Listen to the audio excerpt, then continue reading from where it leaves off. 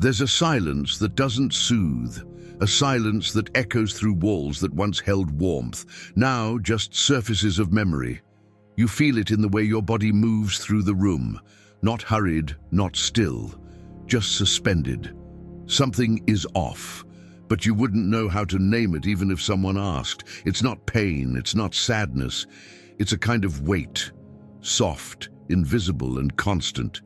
You rest your head, but your rest doesn't rest with you.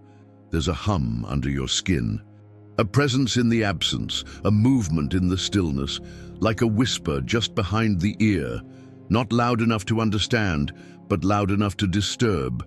You check your phone, not because you expect anything, but because the silence is growing teeth. You try music, you scroll, you stare out the window, but none of it lands, none of it soothes. There's a pull behind your eyes, not from screens, but from thoughts you didn't ask for. They don't knock, they seep. And you've grown so used to it that you forgot what it feels like to be truly alone, with nothing. Nothing gnawing, nothing echoing, nothing chasing your peace down a hallway of what-ifs. Your muscles are tired, but it's not your body that's heavy. It's the noise, not around you, within, a loop, a ritual, an internal weather system you never signed up for. It always starts the same, a flicker of doubt, a memory misplaced, a question that doesn't need answering, but gets answered anyway. And from that one drop, a flood. You know the pattern, you know the rhythm, but knowing doesn't help when you're trapped in it. You wake up tired, not from dreams, but from the weight of unslept stillness. You walk through the day with a mask so natural, even you forget it's there. Because this kind of tired doesn't come from effort, it comes from resistance, from clenching, from rehearsing, from living three versions of the day. The one that happened, the one you wish had happened, and the one you fear will. And somewhere between all three, you vanish, still functioning, still smiling, still answering messages, but empty, not broken, just full of things that don't belong to you, thoughts that entered without permission, expectations that stuck without roots, questions that echo like alarms with no fire. You try to fix it by fixing everything outside, cleaning, texting, organizing, making plans, but nothing outside was broken. You were just tired of carrying noise that never belonged to you. And here's the part that hurts. You thought this was normal.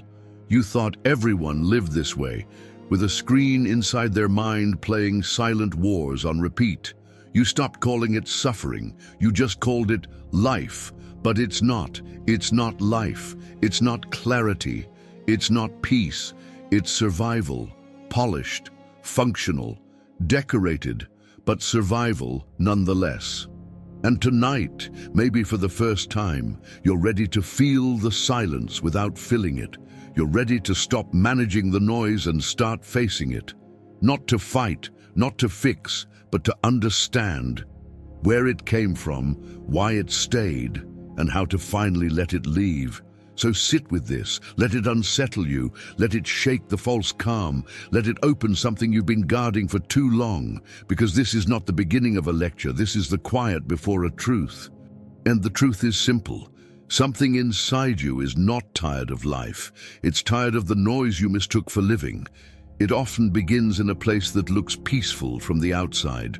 A quiet bedroom, a soft light through the curtain, the hum of distant traffic, no alarms, no noise, no chaos, and yet you feel an ache you can't place, like the air is too heavy to breathe fully, like the floor beneath you is too thin to feel stable, like time has slowed down, but your thoughts haven't. You sit by the window, not because you're admiring the view, but because the stillness outside makes the storm inside louder. It's not dramatic, it's not sharp, it's not even noticeable to others, but it's constant, a loop, a pattern, a presence. Like you're always mid-sentence, always mid-thought, always mid-battle. You check the time, but you're not late. You check your messages, but no one's asking for you. Still, there's a weight on your chest, as if you've forgotten something important but can't remember what. That's the paradox. Nothing's wrong, but nothing feels right. And in that space between, your mind starts spinning stories. Not because there's danger, but because it doesn't know how to be still. It replays the meeting from yesterday. What you could have said, what you should have said. It projects into next week. What might go wrong, what you'll have to fix. It fills the silence with 1,000 versions of events that never happened and never will. And you sit there, trapped inside a film you didn't write, didn't direct, but somehow still believe. That's how it starts. Not with a crisis, but with a whisper. Not with panic, but with tension wrapped in calm. And if you don't notice it early, it becomes your new normal. You begin to live in reaction to thoughts, to fears, to echoes. You wake up not to live, but to defend your peace from a mind that won't stop rehearsing how to lose it. You don't breathe deeply anymore. You inhale just enough to stay upright. You don't rest anymore. You collapse in exhaustion. You don't live anymore. You maintain. And when someone asks how you're doing, you say fine, not because you are, but because explaining it would take more energy than you have. This is not weakness. This is the cost of carrying what was never yours. Ideas that invaded, fears that nested, memories that overstayed, and the more you try to control it, the louder it becomes. You search for distractions, but they only delay the moment. That moment, when you finally look in the mirror, and the reflection doesn't flinch, but it doesn't feel like you either. Just a version of you that forgot how to exhale. A version of you that learned how to function, but not how to feel. A version of you that survives, quietly. But survival is not the destination. And this room, this silence, this tension, it's not the end of your story. It's the beginning of remembering what peace actually feels like, and how long you've lived without it. There's a chair in the corner of the room. You've walked past it 1,000 times. It doesn't stand out. It doesn't ask for your attention. But lately, you sit in it longer than you should. Not to read, not to rest, just to be still. And even that feels like a silent protest. Because stillness isn't easy when your mind has learned to sprint. You sit there, but your mind doesn't. It's running through conversations, checking imaginary calendars, holding imaginary arguments, planning imaginary disasters. And for what? None of it has happened. None of it is real. But the body doesn't know the difference. It reacts. It tightens. It forgets how to trust the present moment. Your jaw is clenched again. You didn't notice. Your shoulders are high again. You didn't notice. You've become so used to tension that peace feels foreign. So when it finally arrives, you mistake it for danger. You question it. You examine it. You wonder how long it will last. But that's the trap. Peace doesn't perform. It doesn't arrive with warning. It doesn't make promises. It's simply there when the noise stops. And for many of us, the noise never does. Not because life is loud, but because we carry noise that doesn't belong in this moment. Memories that never healed. Fears that never softened. Thoughts that never asked for permission. We've been taught that thinking more leads to understanding, but sometimes thinking more just deepens the wound. You rehearse your worth. You analyze your tone. You scan for flaws in what you said. You apologize for things no one noticed, and you call that awareness. But awareness is clarity, not self-doubt dressed as responsibility. You don't need to be perfect to deserve rest. You don't need to solve every thought to feel whole. You don't need to respond to every mental ping like it's urgent. It's not. Some thoughts are just static. Some questions don't want answers. They want attention. And you've been giving them too much of yours, because deep down you thought thinking more meant caring more. But what if caring less is the doorway to peace? Not apathy, not disconnection, but detachment from noise that offers nothing but exhaustion. The kind of detachment that lets the chair in the corner just be a chair. Not a therapist's couch, not a war room, not a courtroom, just a chair. Just a moment, just breath. And maybe that's enough. Maybe that's where the real clarity begins. You weren't born with this noise. You weren't born analyzing every word. You weren't born afraid of silence. You weren't born needing to know what comes next before breathing into now. This was learned. Somewhere along the way, you began to associate stillness with weakness, silence with danger, presence with unproductivity, so you filled the gaps with tasks, with screens, with stories. You built a life around movement, not because it fulfilled you, but because it distracted you. And in that movement, you lost something. Not your intelligence, not your ambition. You lost your center, that quiet, steady place where decisions are made without panic, where peace isn't earned, it's remembered. But now, that place feels far away, so far that you wonder if it was ever real. You feel like a stranger to yourself, like your days belong to someone else, like your choices are driven by invisible hands you can't name. And when the world finally quiets down, when the noise fades, when the tasks are done, when the messages stop, you meet yourself in the silence and don't know what to say, because you haven't spoken to that version of you in a long time. The version that doesn't need to explain, the one that isn't defined by productivity, the one that isn't anxious without a plan, the one that simply is. That version is still there. It's waiting, not with urgency, not with judgment, just with presence. But to reach it, you have to stop trying to reach anything. You have to sit and not solve, listen and not respond, notice without correcting. You have to allow the fog to settle without waving your arms to clear it. That's where clarity begins. Not in the chase, but in the pause.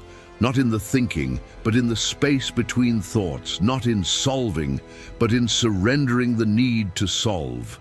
This is the moment most people turn away. It feels too quiet, too slow, too unfamiliar. But unfamiliar doesn't mean wrong. It means you're finally somewhere you didn't script, and that's where something real can begin. You don't need more thoughts. You don't need more answers. You don't need more strategies. You need fewer reactions. You need a return to the unshaken part of you, the one that breathes slowly, the one that doesn't beg to be understood, the one that watches and waits and trusts. That part was never gone, just buried beneath the noise. You've probably heard the phrase before, stop overthinking. Simple words, empty advice, because if it were that easy, you wouldn't be here. You wouldn't be walking through your day like a soldier in a war no one else can see. You wouldn't be living inside a mind that never turns the lights off. You wouldn't be exhausted from conversations that haven't even happened. Thinking too much is not a choice you make. It's a defense you learned, a way to stay one step ahead, a way to avoid mistakes, a way to control what feels uncontrollable. But the irony is cruel. The more you think, the less you live. And what you're calling preparation is often just fear in disguise. You think you're protecting yourself, but you're just postponing peace. You play every version of the day before it arrives. You imagine every word in a conversation that hasn't started. You answer questions no one asked. You fight battles that only exist inside your head. And the worst part?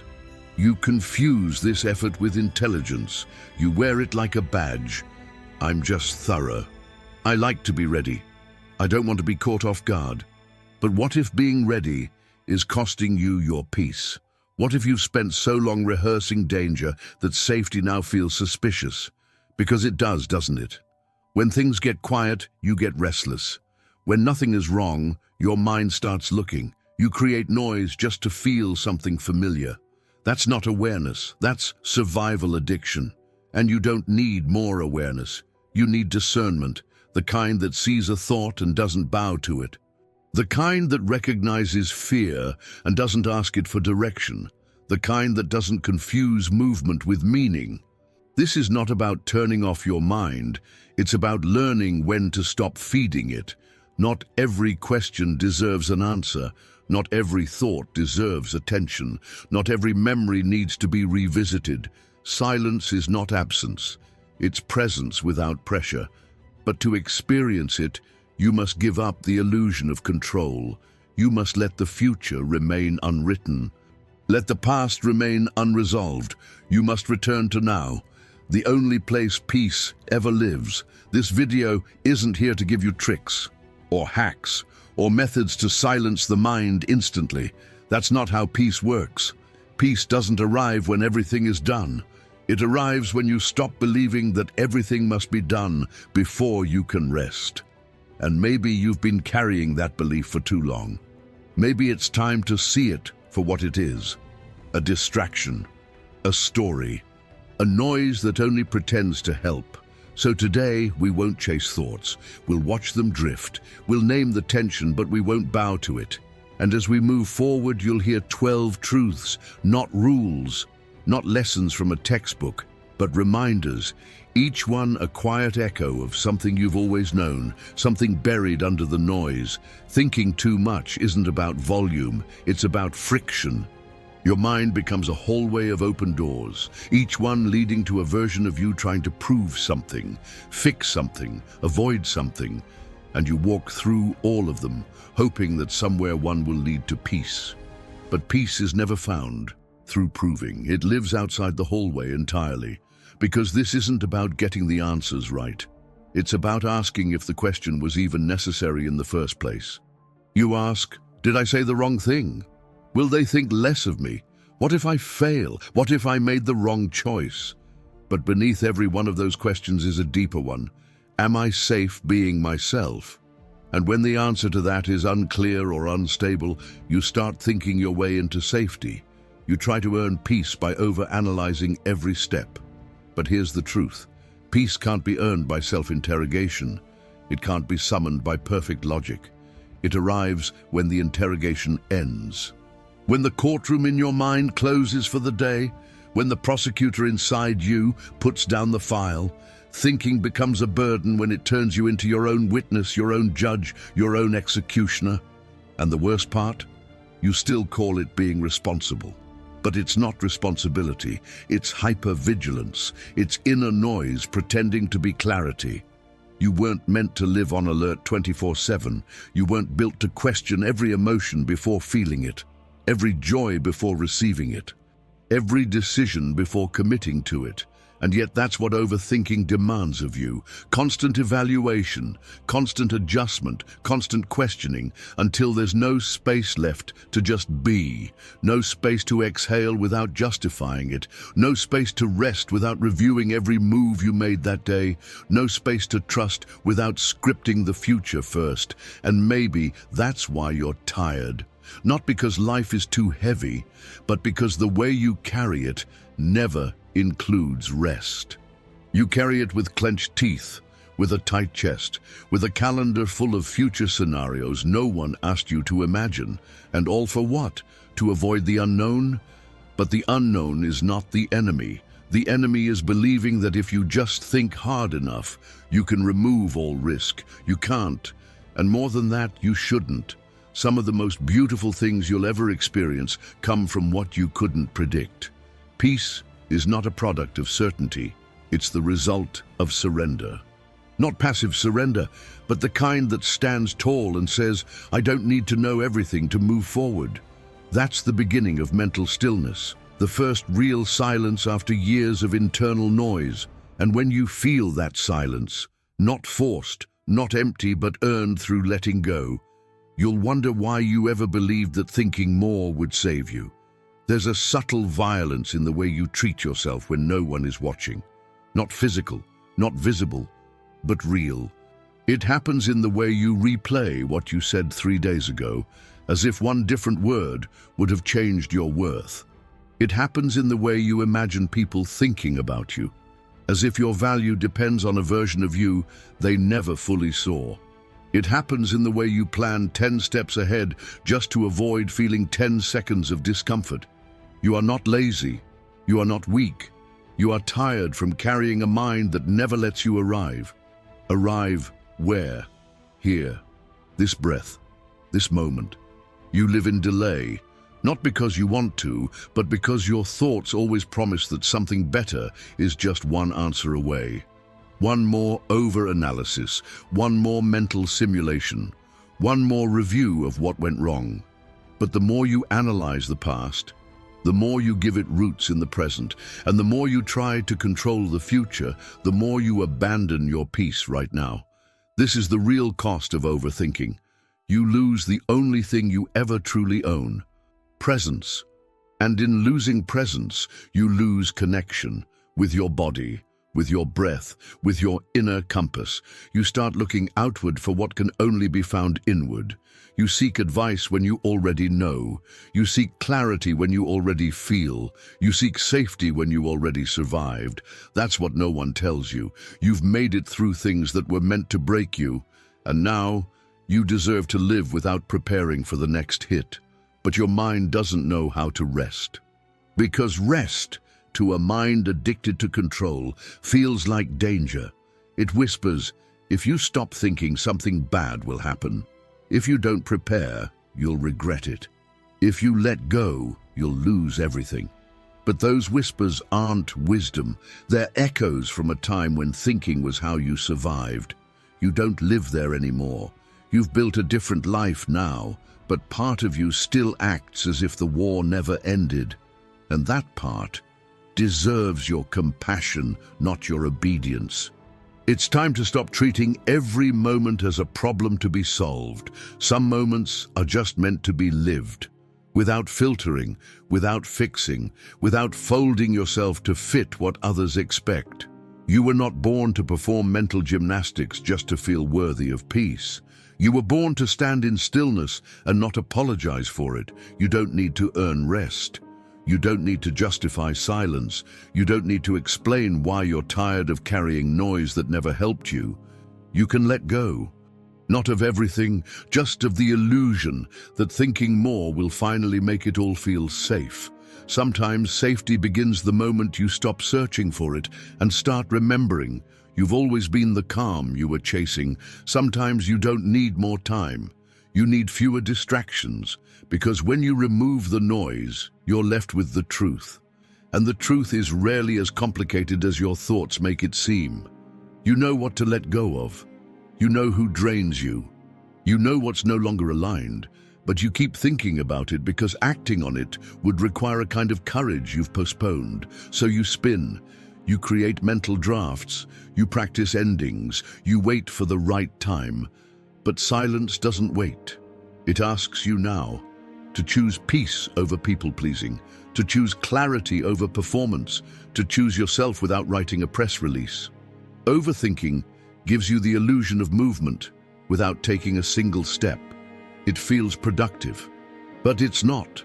It's just delay wearing a mask, and beneath that mask is fear. The fear of losing something you secretly know is already gone. That version of you who needs approval to breathe, gone. That relationship built on shrinking yourself, gone. That life designed to impress the wrong people, gone. What's left is raw space, and in that space, your mind gets loud, because it fears emptiness. It fears not knowing. It fears being still. But emptiness is not the enemy. It's the beginning. The moment between what was and what could be. The place where your next self starts to breathe, but only if you allow it, only if you stop filling the void with loops of old thinking. It's not about shutting your mind down, it's about guiding it home, letting it rest in the present, in the now, in the moment that doesn't ask for analysis, just attention. It's uncomfortable at first, because silence exposes what noise hides, but discomfort is not danger. It's the doorway. The space between the overthinking and the knowing, between the analyzing and the acting, between the noise and the truth. And the truth is this: you're not broken, you're not lost. You're just used to over-functioning in a world that confuses stillness with laziness. You've been praised for your effort, not your ease, rewarded for your productivity, not your peace. But now, you have a choice.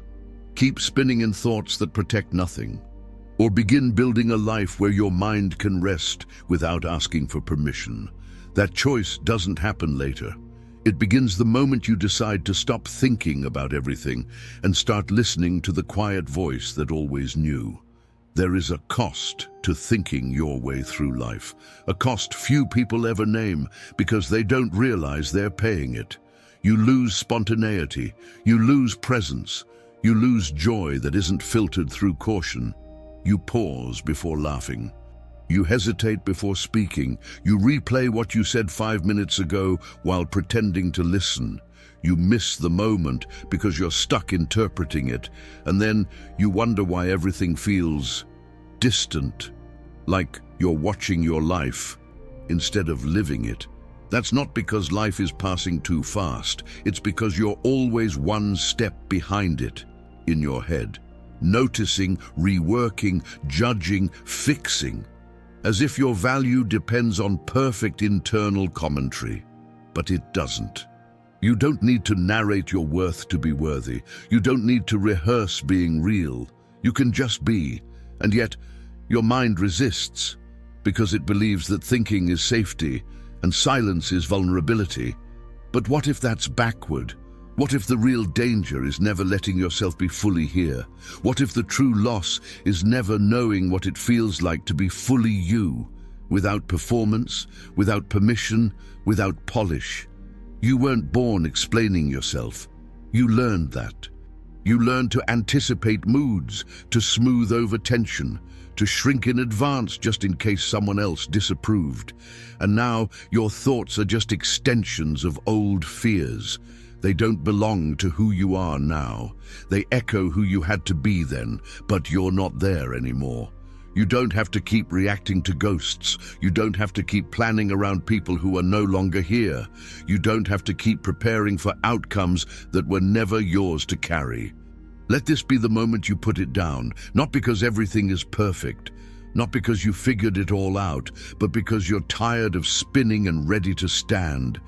And standing doesn't mean loud, it doesn't mean aggressive, it means still, rooted, unapologetically calm, even if no one understands it, especially then, because when you stop overthinking, you start remembering who you were before you felt the need to explain, before you learned that stillness made others uncomfortable, before you associated silence with something missing. There's nothing missing.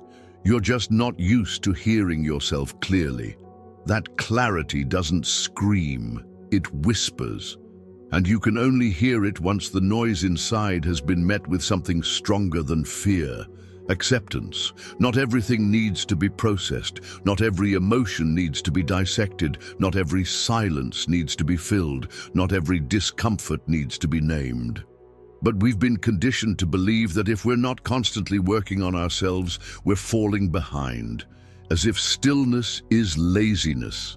As if peace means you're not paying attention. As if slowing down is a sign of failure. So you overthink to prove you care. You scan your own mind like a detective searching for clues to a crime that never happened. You assume that the more you investigate yourself, the more real you'll become. But self-investigation without mercy turns into self-harm. And that's what overthinking often is, a slow erosion of your own peace in the name of being better. You criticize the thought, you second-guess the feeling, you doubt the impulse, you question the joy, you edit yourself before you even speak. And in doing so, you slowly forget how to trust the raw version of you, the unfiltered one, the unfinished one, the one that doesn't need to be perfect to be whole. You live like you're always preparing, but never arriving. And that prepares you for what exactly? For a life that never allows you to feel complete, for conversations where you're always a step behind, trying to adjust to imagined expectations, for days that pass without being fully lived because you spent them inside your head. That's not a life, that's a performance, and even the best performers collapse eventually, because pretending to be composed is more exhausting than letting yourself be real. And maybe that's what you've forgotten. Being real is not something to be earned. It's your default setting. You were never meant to narrate your worth. You were meant to embody it. But when you live from the mind alone, you become all edges and no center, all calculation, no intuition, all armor, no breath. So today, maybe for the first time in a long while, you can release the grip, not let go of everything. Just enough. Just enough to hear your own voice beneath the noise. Just enough to feel without translating. Just enough to be without performing. Because peace isn't a destination. It's the absence of resistance to this moment. And this moment, as incomplete as it may seem, is already enough, already alive, already whole. You don't need to fix your thoughts before returning to yourself. You just need to stop confusing your thoughts with yourself. You are not the loop. You are not the fear. You are not the echo. You are the one who hears it and still breathes, still chooses, still softens, still shows up, and that is more powerful than any amount of analysis, because clarity doesn't come from thinking more. It comes from thinking less, but deeper, not wider, deeper. And depth doesn't require volume. It requires silence, not the silence that avoids, the silence that holds. And in that space, something begins to shift. You remember what it feels like to stand without rehearsing, to rest without guilt, to speak without editing, to exist without needing to justify why. That's not forgetting who you are. That's finally being who you are without interruption. There's a reason the mind resists silence, not because silence is dangerous, but because silence reveals. And when you've built your life on noise, movement, and mental rehearsal, revelation can feel like a threat. In silence, there's nowhere to hide, no role to play, no argument to win, no scenario to control, just you as you are. And for many, that's terrifying.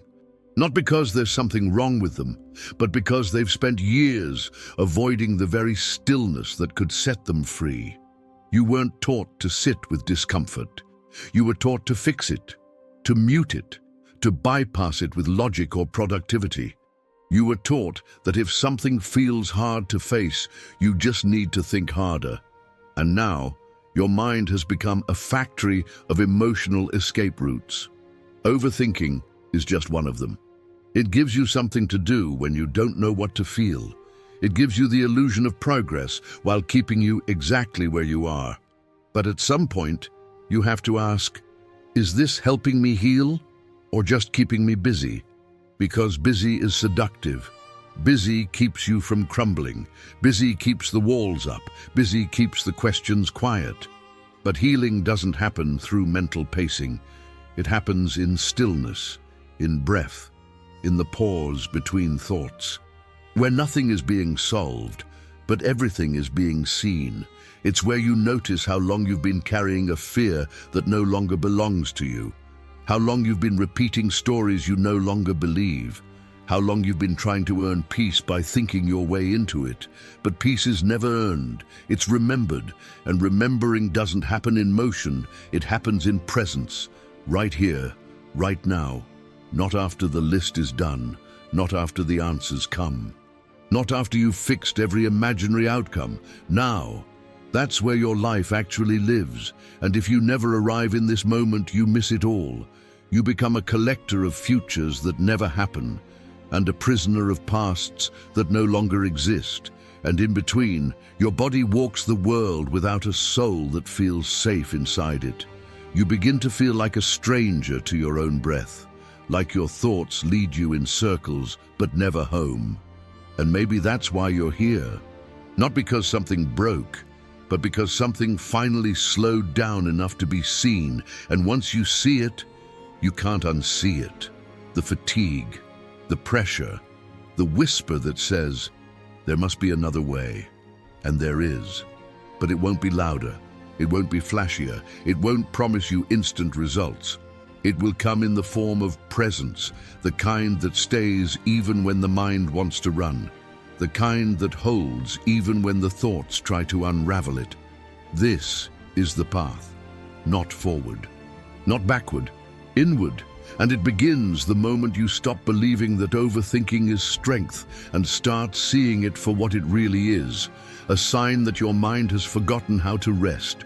You don't need to solve your mind. You need to stop letting it rule you, because the mind, for all its brilliance, was never designed to be your master.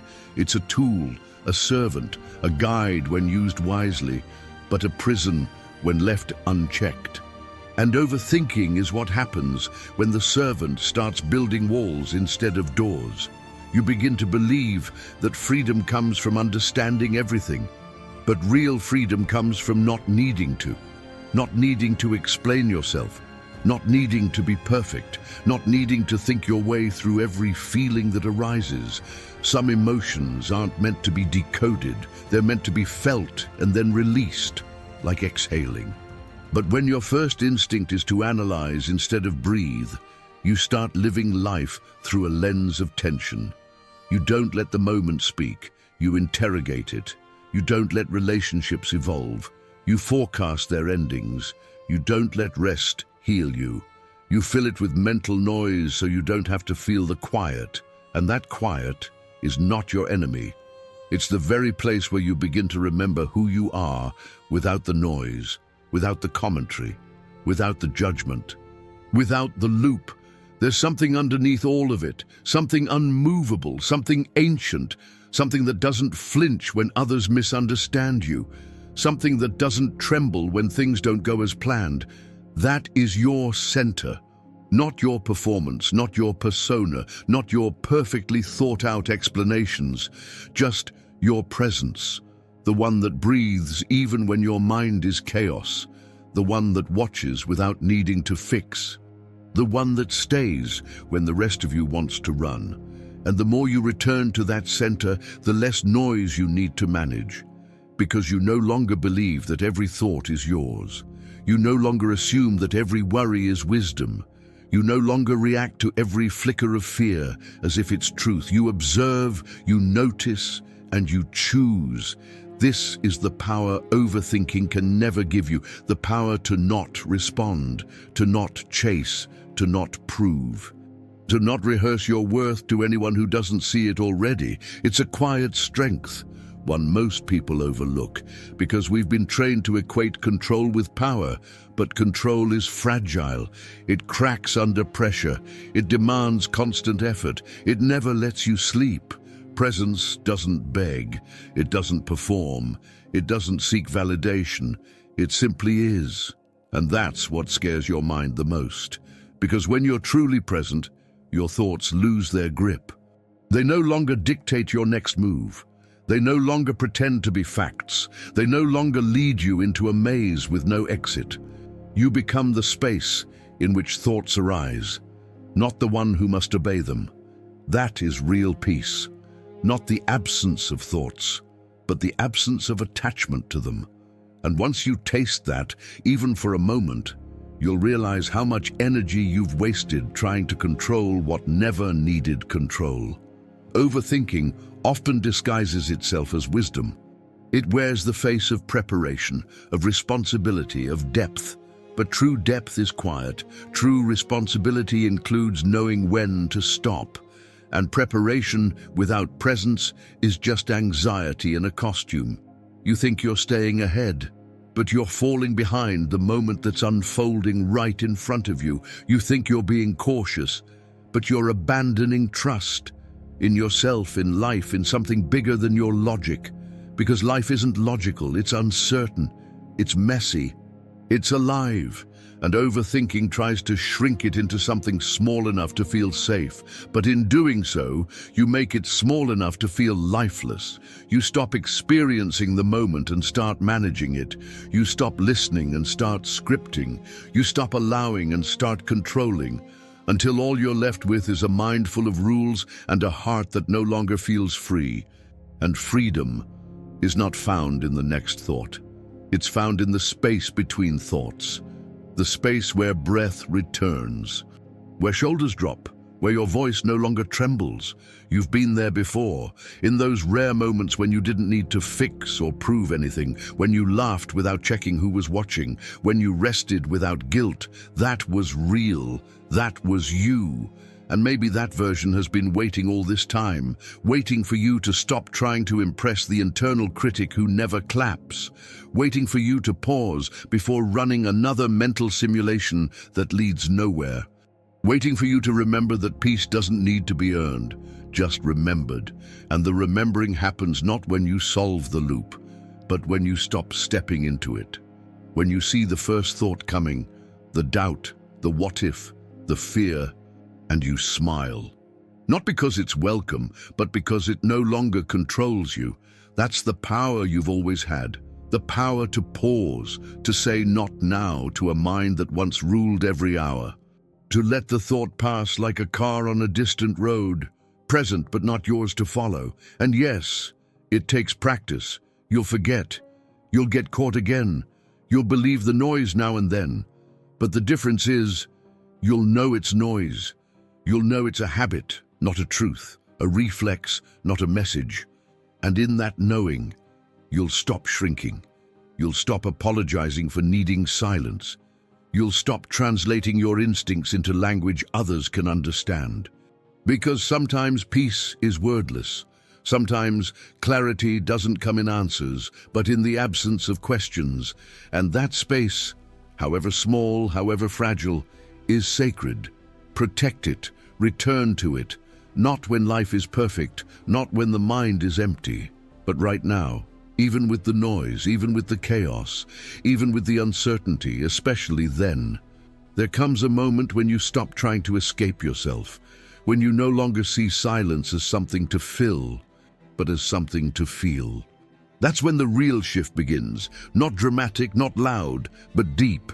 Like a quiet current changing direction beneath still water, you start to see how many of your thoughts were never yours to begin with. Inherited worries, adopted fears, cultural noise wearing the mask of self.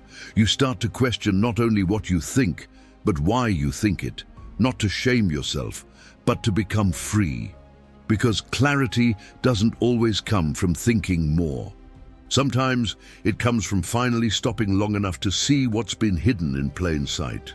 And what you'll find is that your peace was never gone, just buried beneath layers of imagined futures and recycled pasts. That's what overthinking does. It keeps your attention everywhere except here. It convinces you that the solution is always just one more thought away. But peace doesn't live in the next thought. It lives in the choice to not follow this one, to not chase the spiral, to not feed the doubt, to not solve the moment, just to stay, to breathe, to observe, to let the wave pass. And in that space, when you no longer react automatically, something new can emerge. A different voice, a quieter knowing, one that doesn't shout for attention, one that waits for silence to speak. This is where we begin, not with tactics, not with strategies, not with to-do lists for your mind, but with presence, with 12 truths, not given as rules, but offered as reminders.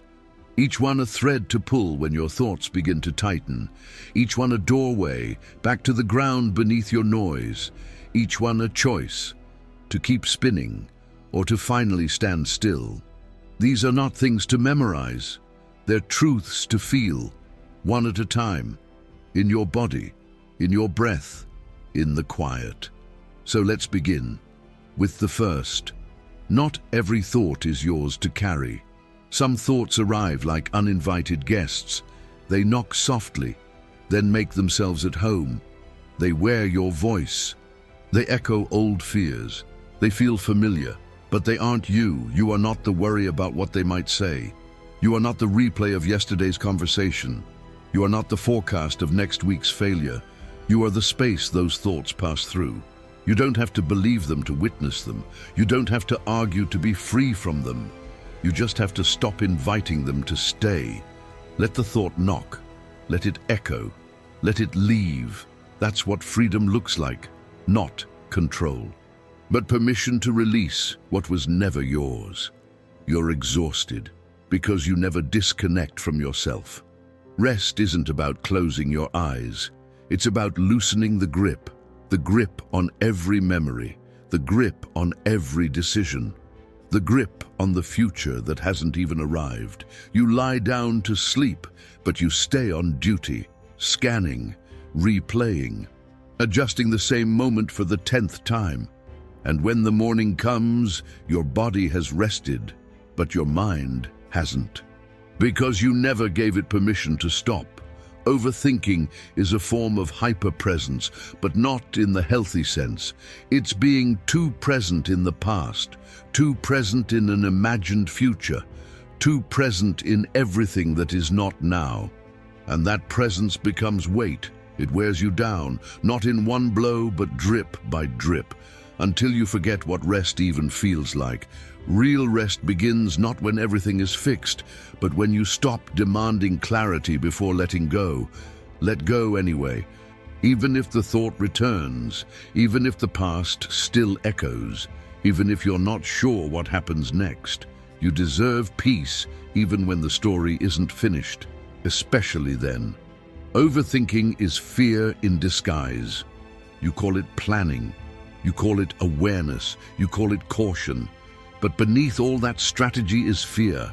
Fear of not being enough, fear of losing control, fear of making the wrong move and being the one to blame.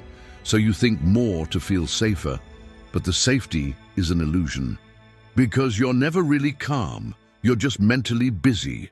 And busy feels like progress until you realize you're standing in the same place, just more tired.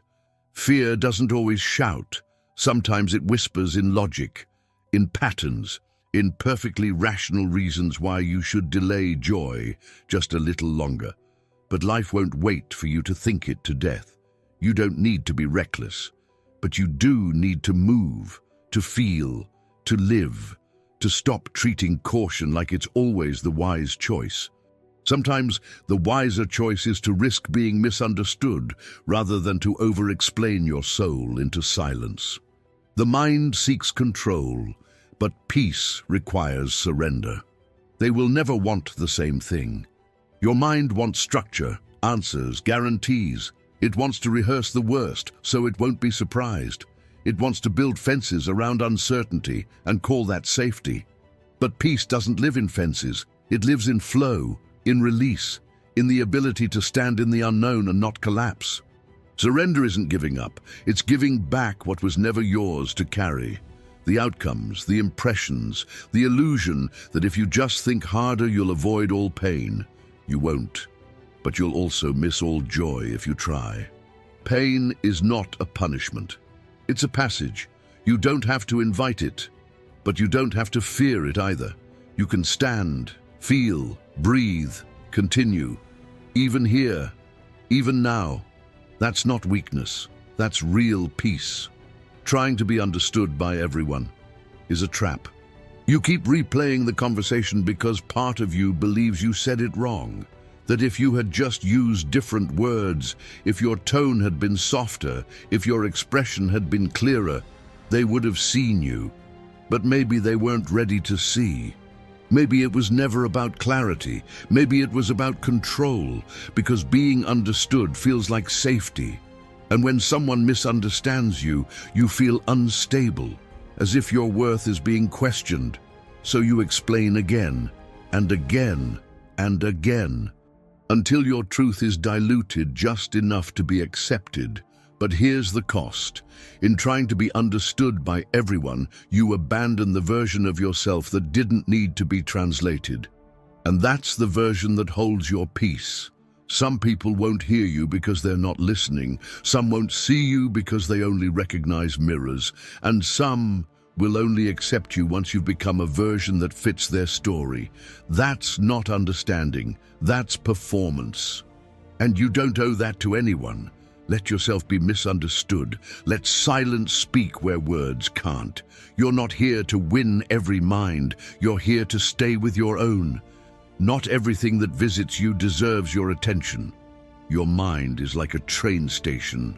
Thoughts arrive constantly, some with purpose, some with panic, some with nothing but noise. But just because a train arrives doesn't mean you have to board it. Just because a thought feels urgent doesn't mean it matters. Just because it echoes doesn't mean it's true. You've spent too long treating every mental ping like a fire alarm, running toward it, trying to extinguish it, trying to understand where it came from. But some thoughts are just wind, passing through, empty, uninvited. Let them pass. Don't argue, don't chase, don't judge yourself for having them. They're not the problem. Your attachment is. Attention is your power. What you feed grows. Feed the thought and it multiplies. Observe the thought and it fades. That's the difference between a storm and a breeze. You don't have to be at peace to move forward. You wait for clarity like it's a signal. You wait for stillness before making the decision. You wait for everything to feel perfect before taking the next step. But sometimes peace doesn't come before the leap. It comes after you stop delaying, after you stop spinning, after you stop treating hesitation as wisdom. You will not always feel ready. You will not always feel calm, move anyway, speak anyway, rest anyway, decide anyway, because peace is not a condition, it's a reward. And often it only arrives once you've acted in spite of the noise. Don't wait to feel fearless. Just wait until your courage is louder than your doubt and then move. That's enough. Silence is not emptiness. It's presence without pressure. You've been taught to fill silence, to explain it, to cover it with noise so it doesn't feel like absence. But silence isn't a void, it's a return to yourself, to what doesn't need to be said, to what lives beyond explanation. Most people fear it because in silence there's no script, just you, raw, unfiltered, exposed. But presence doesn't need performance, it doesn't demand a solution, it doesn't ask you to be anything but here. Silence strips away the roles, the rehearsals, the invisible obligations. And in that stripping, you remember something ancient. You were never the noise. You were always the stillness beneath it, so sit with it, not to escape, not to numb, but to finally meet the part of you that's been waiting for everything else to quiet down. Mental clarity comes after emotional honesty. You want to think your way through it, to solve the confusion, to fix the fog. But clarity isn't a thought, it's a consequence. It arrives when you stop avoiding what you feel, when you stop dressing fear as logic, when you stop translating grief into strategy. When you stop negotiating with your own truth. You say you're confused, but sometimes you're just afraid of the answer. So you circle, you overthink, you complicate the simple to avoid the pain of acceptance. But nothing clears a fog like honesty. Not loud, not messy, just real. You don't have to broadcast it. You just have to stop lying to yourself about what you already know.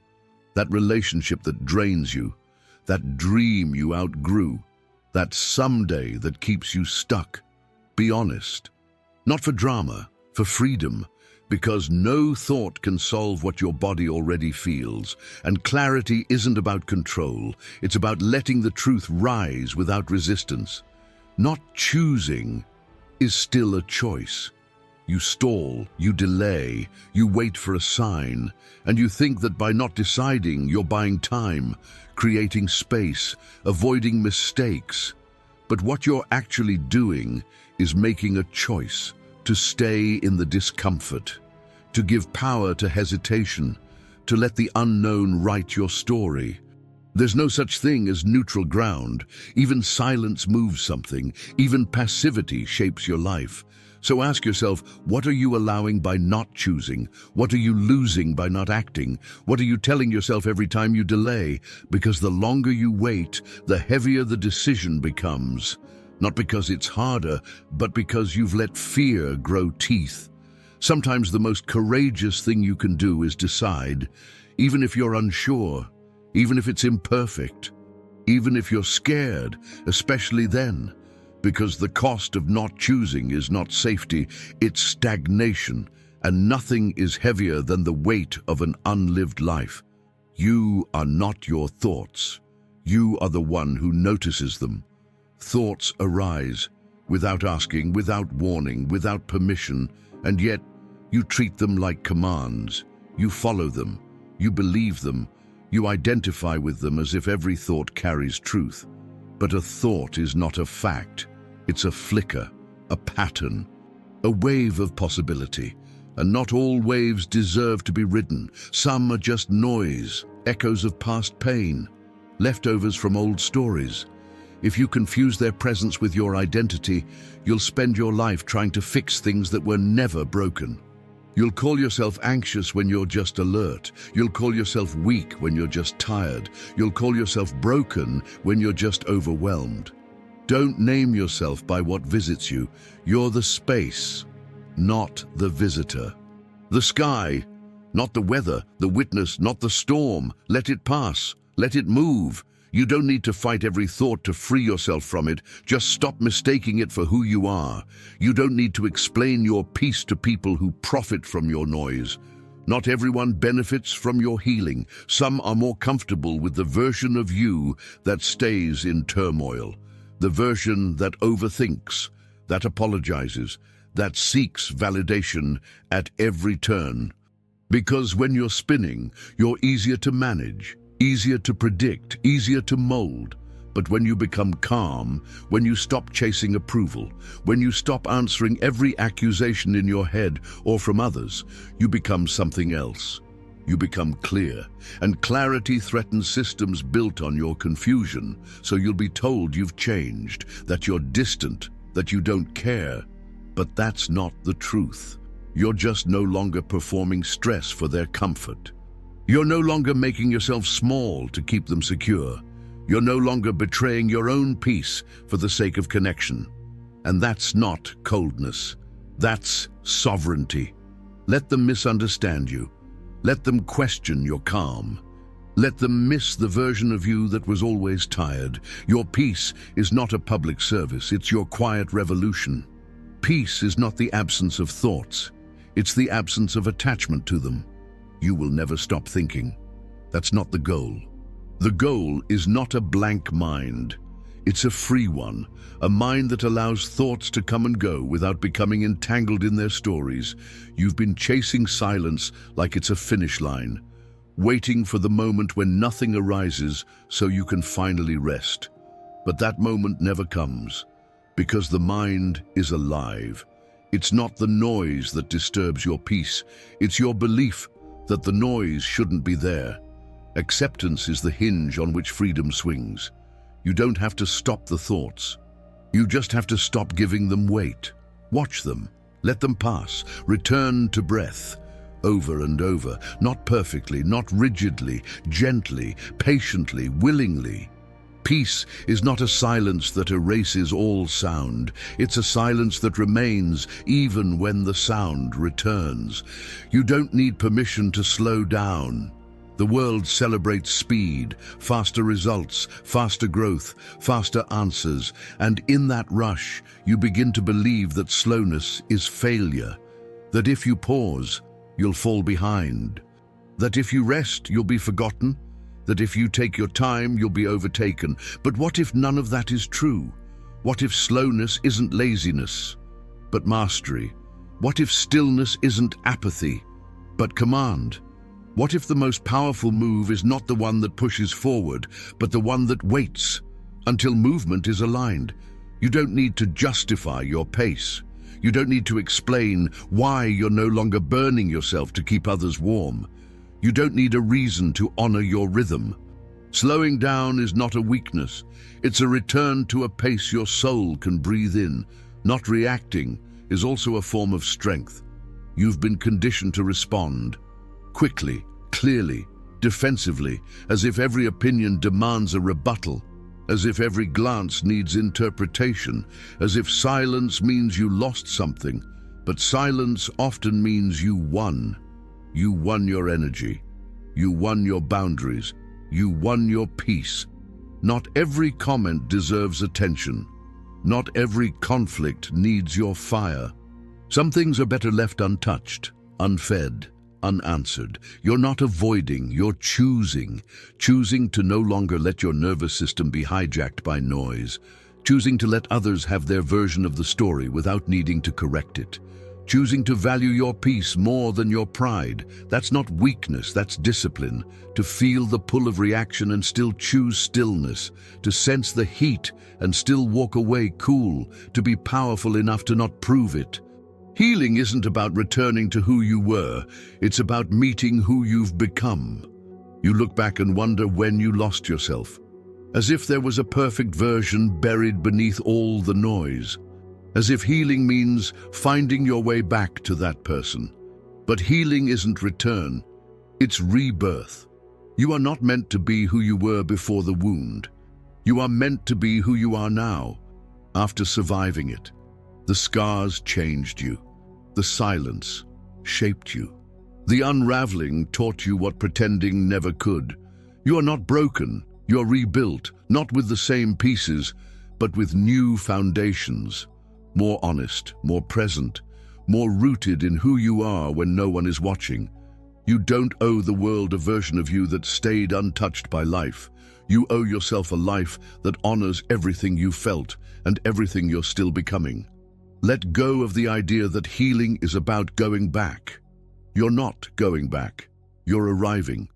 The room hasn't changed. The window is still there. The light still bends the same way. The air still moves in slow, quiet waves. But something in you is different. Not louder, not clearer, just still. You no longer rush to fill the silence. You no longer scan your mind for problems that don't exist.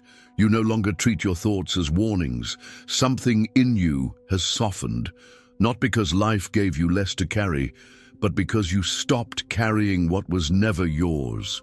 You've spent years rehearsing safety. Now you're starting to feel it, not because everything is certain, but because you no longer believe that certainty is the goal. You've lived with your mind as the loudest voice in the room, always narrating, always correcting, always preparing you for battles that never came, and in doing so, you forgot how it feels to just be. But now, you remember, not with your intellect, but with your breath. There is a version of you that doesn't need to be managed, that doesn't need to explain, that doesn't need to anticipate, that doesn't need to prove. It was never lost, only buried, under noise, under pressure, under the illusion that being more alert meant being more alive. But life was always here, waiting for you to stop thinking about it and start feeling it. This isn't the kind of change you post about. It's not dramatic. It doesn't come with fireworks. It comes in the way you look at yourself in the mirror and don't flinch. It comes in the way you feel discomfort and don't run. It comes in the way you let the silence stretch and realize it doesn't swallow you. You were never broken. You were distracted, taught to confuse busyness with importance, taught to call fear logic, taught to treat overthinking as a badge of maturity. But now, you see, clarity didn't come from thinking more. It came from finally thinking less. Not because you stopped caring, but because you finally cared in a different direction. Toward your breath, toward your nervous system, toward your own capacity to hold what once overwhelmed you. And that is not weakness. That is power. The kind that doesn't need to raise its voice. The kind that doesn't explain itself. The kind that walks into a room and brings calm, not because it's trying, but because it is. You don't owe the world an endless version of you that's always on. You don't owe your thoughts a throne. You don't owe fear your full attention. You owe yourself a return, to presence, to silence, to that small, steady voice inside, the one that was never wrong. You've lived too long at war with yourself. It ends now, not with a declaration, not with a plan, with a pause. And in that pause, everything shifts. You've been taught to respond quickly, to prove that you're present, to show that you care, to demonstrate your intelligence through reaction. But reaction is not presence, it's reflex. And you are not here to be a reflex.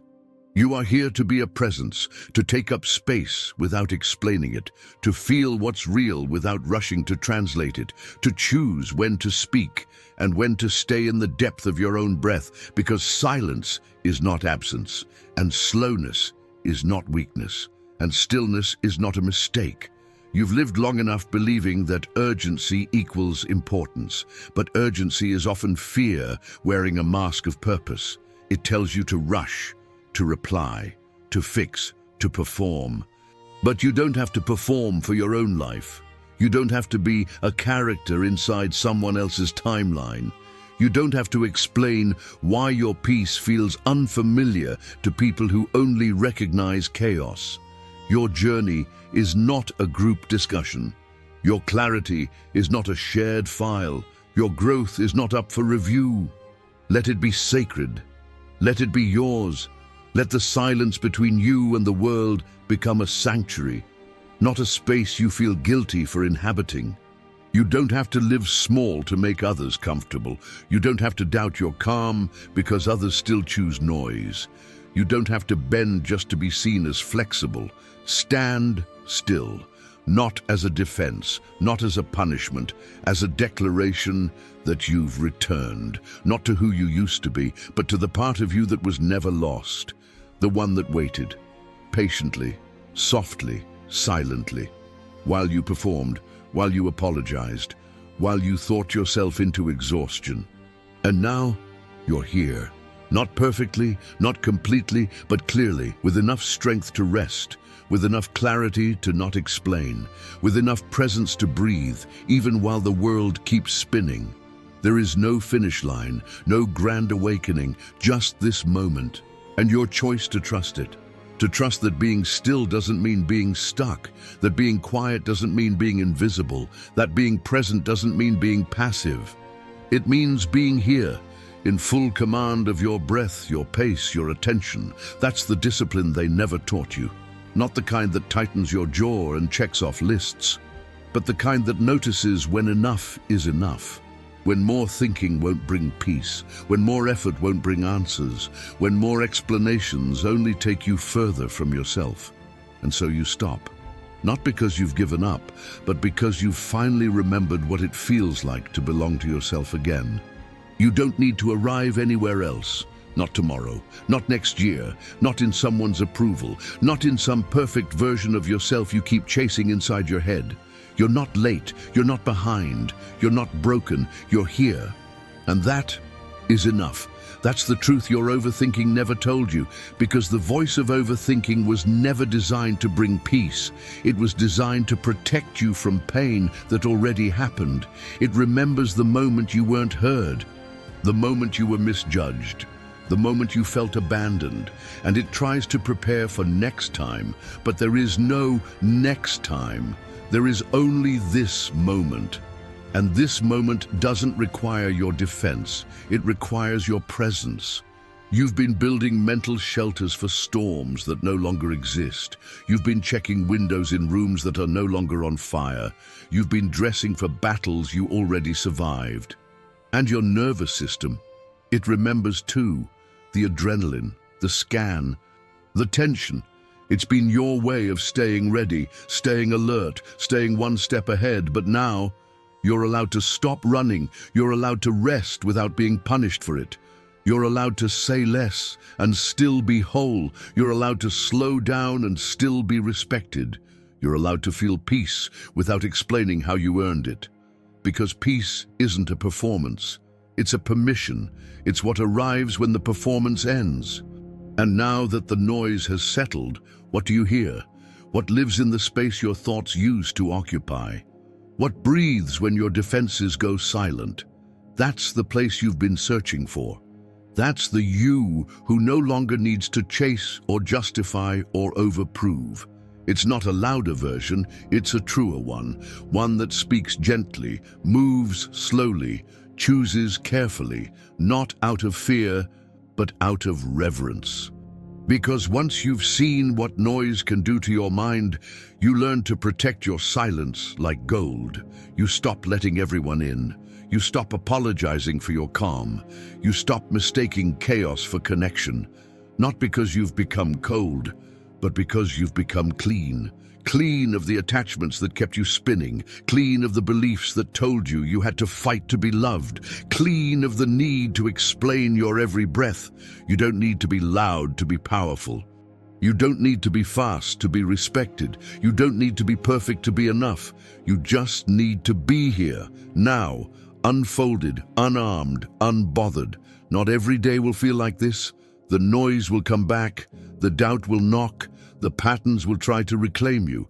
But now you know the way back. You know the sound of your own silence. You know the feel of your own breath when it's not rushing to keep up. You know the ground beneath your thoughts. And once you've touched that place, you can return, again and again, no matter how far you drift, no matter how loud the world becomes, because peace is not a destination. It's a choice you keep making, even while the noise tries to convince you otherwise. And now you've made it, not by pushing, not by fixing, not by solving every thought, but by remembering that you were never meant to live in reaction.